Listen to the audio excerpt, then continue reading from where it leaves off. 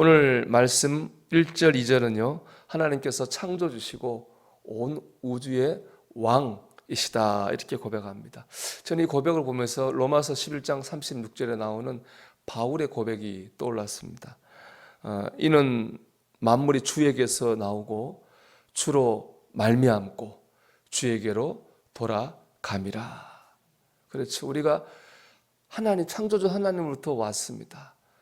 인도자인 주님을 말미암아 살고요, 언젠가 우리의 구원자요 천국의 왕이신 하나님께로 다시 돌아가게 될 것입니다.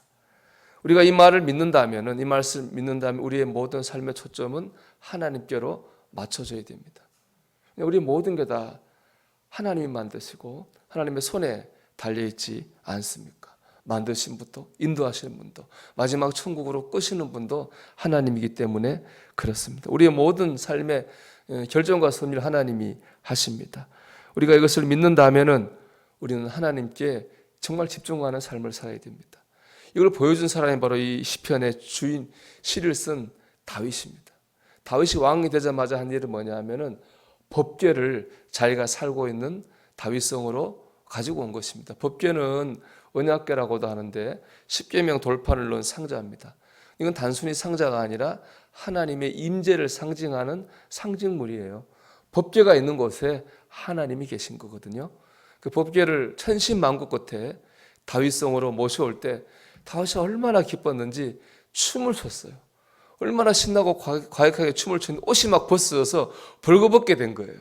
그것도 모르고 춤을 췄어요. 이걸 본 다윗의 아내죠, 미갈이 다윗을 막 흉보고 비판합니다. 미갈뿐 아니라 여러 사람이 그랬을 거예요. 왜냐하면 그때 다윗은 보통 사람이 아니라 왕이거든요. 왕은 여러분 위험이 있어야 되잖아요. 좀 근엄해야 되잖아요. 근데 왕이 막 춤을 추고 옷이 벌거벗어질 정도로 모르고 춤을 췄다고 하는 거는 뭐 그런 말을 들을 만도 한 상황입니다. 하지만 그럼에도 불구하고 다윗은 사람들의 그런 말에 신경 쓰지 않았습니다. 오직 하나님께만 집중했습니다. 하나님 나와 함께 계시다고 하는 것만 기뻐하고 감사했습니다. 그래서 감격하고 춤을 췄습니다. 하나님이 왕이시고 온 우주의 창조주이심을 다윗이 믿기 때문에 그렇죠.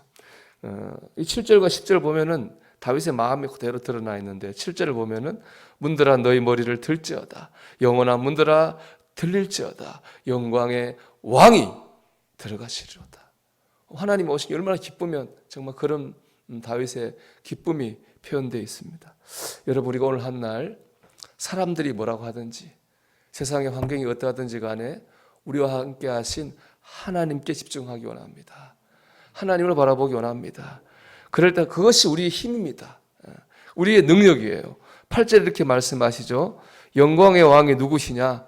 강하고 능한 여호와시요 전쟁에 능한 여호와시로다. 하나님이 우리를 위해 싸워주십니다. 언제요? 우리가 다른 것이 아니라 하나님께 집중할 때, 초점을 맞출 때 하나님께서 우리를 위해 싸워주시는 거예요. 느헤미야 8장 10절은 여호와를 기뻐하는 것이 너희의 힘이니라 그렇게 말씀하셨거든요. 여러분, 오늘 한 날 우리가 하나님께 집중하는 가운데에 하나님께서 우리를 위해 싸워주시는 은혜를 경험하시기를 주의 이름으로 축원합니다. 이런 믿음을 가지면 이제 하나님이 왕이고 창조라는 것을 믿으면 다윗처럼 살아요. 그런데 실제로 다윗처럼 못 사는 경우가 훨씬 많아요. 믿는 사람도 더 믿는다고 하면서도 세상에 신경 쓰고 사람에 신경 쓰고 할 일을 못 해요. 왜 그럴까요? 이걸 교리적으로만 믿는 거예요. 하나님은 창조주시고 왕이라고 하는 것을 교리적으로만 아는 거예요. 여러분, 아는 믿음으로 가지고는 우리의 삶이 힘을 얻을 수 없고 변화될 수 없습니다. 다윗이 이렇게 할 수 있던 건 왜 그럴까요? 그냥 머리로 아는 게 아니에요. 하나님을 이미 만난 거예요. 창조주가 되시고 왕이신 하나님을 삶 가운데 체험하고 만났기 때문에 다윗은 실제로 삶 속에서 하나님께 집중하고 하나님께 초점 맞추고 하나님께 잘 보이려고 하는 삶을 살 수가 있었습니다.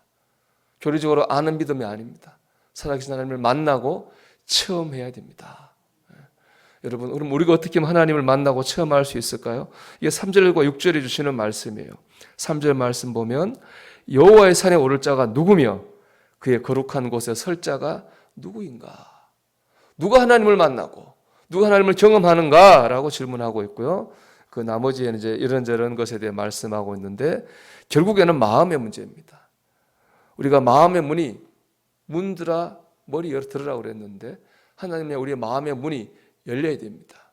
하나님으로 마음이 가득할 때 하나님을 우리가 만날 수 있는 거예요. 유대인들의 이야기를 다루는 하시딤이라고 하는 곳에 나오는 이야기입니다. 한 어머니가 자기 아들을 랍비에게 데리고 갔습니다. 그때 랍비가 아이에게 질문을 합니다. 얘야, 하나님은 어디 계시니? 이거 답하면 내가 동전을 하나 줄게 라고 얘기했어요. 하나님 어디 계시냐 답한다고 하는 쉬운 일이 아니죠. 답을 못할 줄 알았습니다. 근데 오히려 그 아이가 랍비에게 역으로 질문했습니다. 선생님, 제가 하는 질문에 대답을 해주시면은 저는 선생님께 동전을 2개를 드리겠습니다. 2배로 드리겠습니다. 라고 말하며 질문했습니다. 그 질문은 바로 이건데요. 선생님, 저에게 하나님이 어디에 안 계신가를 말씀해 주세요. 하나님 어디 계시냐가 아니라 하나님이 어디 안 계신가를 말씀해 주세요. 라고 질문했습니다. 하나님이 안 계신 곳은 없습니다. 창조주시잖아요. 하나님은 온 우주에 계십니다. 우리가 웃을 때도 계시고 우리가 울 때도 계시고 가정에 있을 때도 계시고 일터에 있을 때도 하나님께서 거기 계십니다.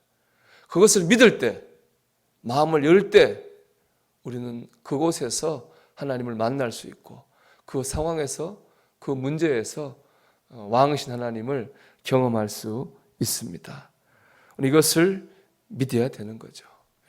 여러분, 오늘도 우리가 있는 곳 어디나 하나님께서 계십니다. 그것을 믿고 의지하며 사는 가운데에 하나님을 만나는 저와 여러분이 되시기를 주님의 이름으로 축원합니다.